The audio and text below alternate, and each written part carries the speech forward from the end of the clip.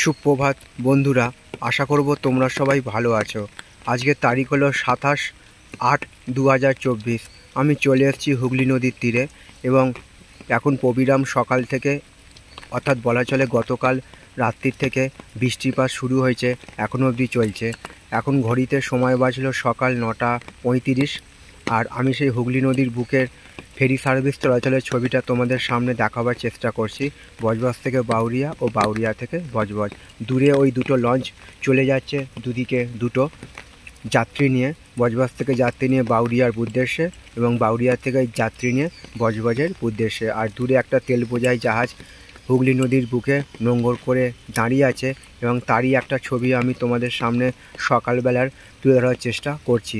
আকাশ প্রচণ্ড পরিমাণে মেঘলা করে আছে এবং অবিরাম বৃষ্টিপাত হয়েই চলেছে, তারও একটা ছবি আমি সামগ্রিক তোমাদের সামনে তুলে ধরার চেষ্টা করলাম। আশা করছি ভিডিওটা তোমাদের ভালো লাগবে। ভালো লাগলে অবশ্যই তোমরা মন্তব্য করে জানাবে কেমন তোমাদের ছবিগুলো লাগছে। তোমাদের উদ্দেশ্যে ছবিগুলো বানানো। সবার জন্য শুভ কামনা রইল আমার পক্ষ থেকে এবং সবার জন্য সুস্বাস্থ্য কামনা করলাম ভগবানের কাছে।